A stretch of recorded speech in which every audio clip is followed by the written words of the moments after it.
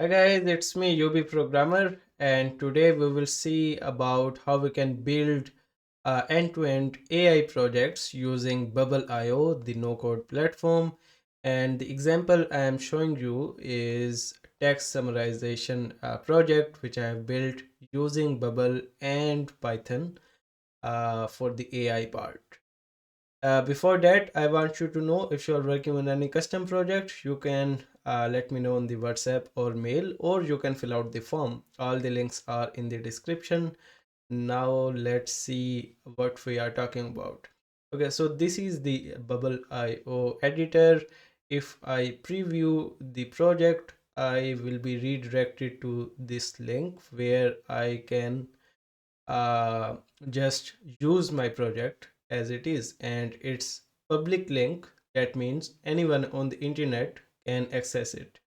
Obviously I will not make this public, but you can share it with your clients right away, whatever you are working on. Okay. Cool. So if we see what we can do here is I can just give it a long article. Let's say for the Nikola Tesla, I am giving this article.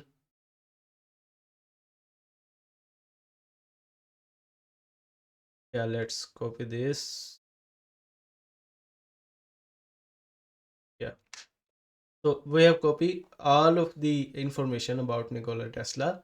Now we will give it to our summarizer app. That means it should be summarized into one paragraph only, right? So let's see how our application is working. So I have clicked on summarize. The loading is start. That means it is being processed in the backend, and here it is. A short, compact, summarized form of the article, which what you have just copied into the application. So Nikola Tesla, a Serbian American, born in this for many aspects of wireless communication. Yeah, so here it is talking about the communication and all that.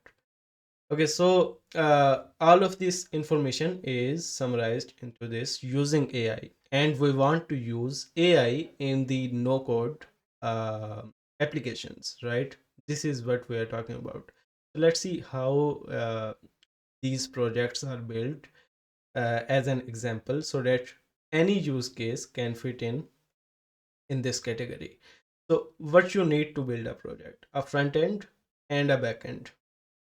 Now for front end, you can use any stack available on the internet, right? But if you are preferring no code, then you should go with Bubble or Flutterflow and things like that.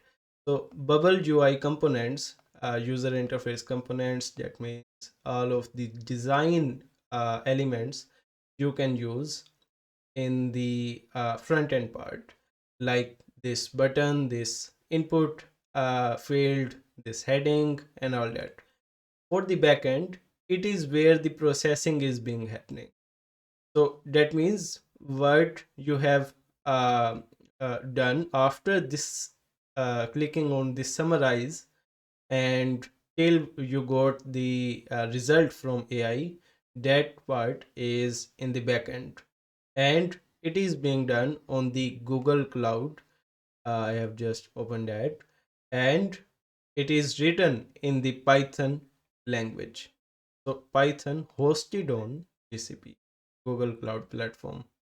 Now let's see where exactly it is happening. So I will just search for functions. What I have done is created a Google function as API, which can accept my input and then use AI to summarize that. So I have named it as a connect service because it is actually connecting my Bubble app to the AI. And if I show you the source,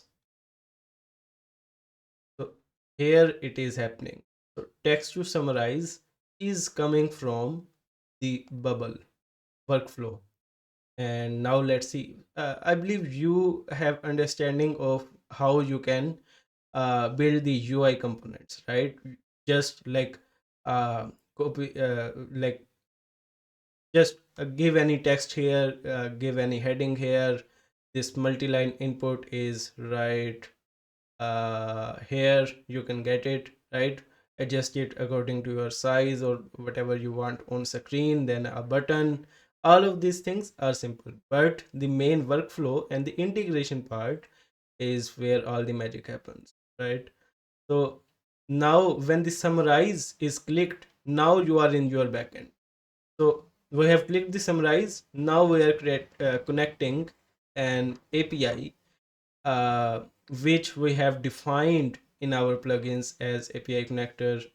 And from this, so we are sending a parameter as text to summarize, which is right here. And it is the value of multi-lines input. That means whatever the user is uh, writing here or pasting here, right? So all of this will be replaced to or evaluate to this expression. And then I'm just changing the state of this output to the whatever the result I'm getting back from the AI. That means from my Python function. So I am returning a variable that is named as output from AI, and it is the actual response of the LLM, right? So I am just replacing that in the value of the state. So here the value is output from AI, and forward for the result of step one. That means this step. So that's how you are changing the output here, and you can see that expression here also. And your app is running with the Python support, right?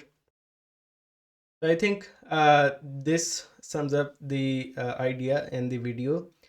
Every use case is different, but you can use these stacks, these tech stacks, to like wrap your idea uh, in whatever technology you want, right?